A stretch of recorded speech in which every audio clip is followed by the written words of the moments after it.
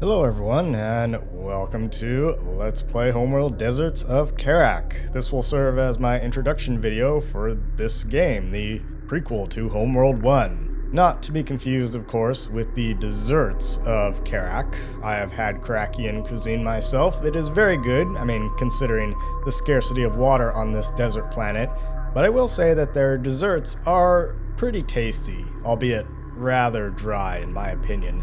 Some of them can be pretty crunchy, I know.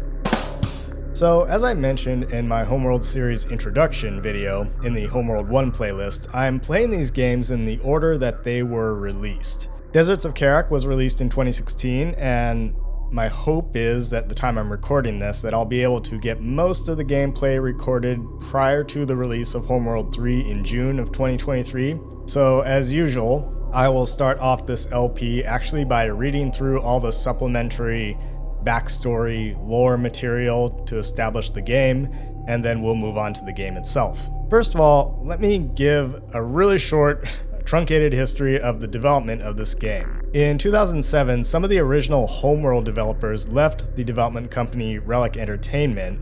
Originally, I thought it had gone bankrupt, but it still exists, actually. And they left to start their own company, Blackbird Interactive. Deserts of Kharak's development began in 2010, and it started out as a spiritual successor to the Homeworld games originally titled Hardware Shipbreakers.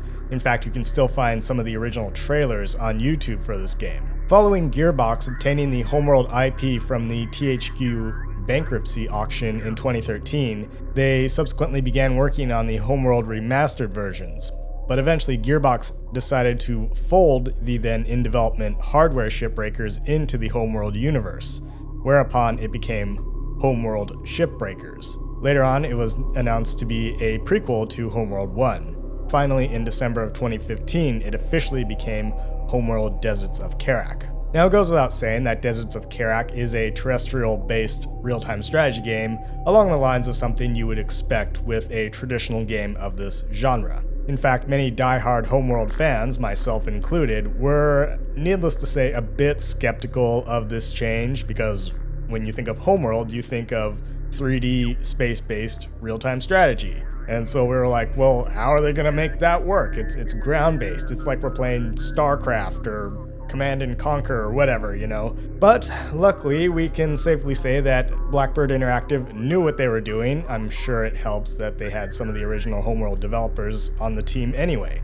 Now, there are lots of Let's Plays out there of Homeworld 1, Homeworld Cataclysm/Emergence, and Homeworld 2, but I've always found that the best playthroughs of these games are actually not blind playthroughs, and that goes the same for my playthrough of this game, of all the Homeworld games really. I'm not doing these blind, I've played these games before, so yeah, I'm very familiar with how to play through them and all that, so it's not a blind playthrough. There's my, disclaimer right there. Homeworld always has had this trial and error style of gameplay, so it doesn't really engender itself well to blind LPs. That being said, Deserts of Kharak, the gameplay anyway, is a bit more forgiving. It's a little bit easier than the other Homeworld games, I will say that. Anyway, spoiler warning, in some ways I will say that my playthrough of this game will occur on a very meta level because I'm kind of operating off the assumption that you're already familiar with the story of Homeworld 1. You know what happens in that game, you've probably seen a Let's Play of it already, and so my commentary for this game, Deserts of Kharak, will occasionally contain spoilers related to that game's story, even though, again, chronologically in the game universe, it doesn't make sense. Anyway, that said, I recommend that you probably should watch an LP of at least Homeworld 1 before starting this one. Just saying. I don't think there's any way I can really avoid not, making references to Homeworld 1.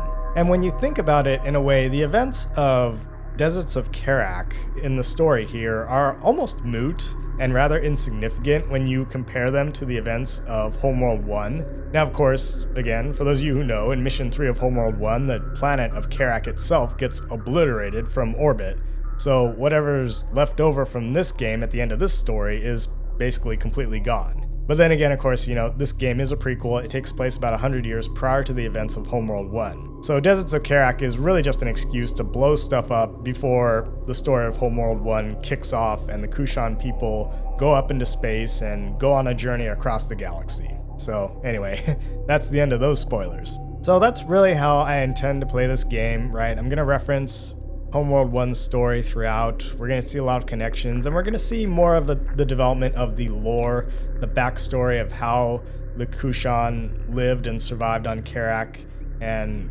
basically how they found, right, the original Kartoba and the ship. And these are not really the same people, not the same characters as in Homeworld 1, because it takes place so far in the past, but it does flesh out more of Kharakian society. So anyway, that's all I really have to say, so take care.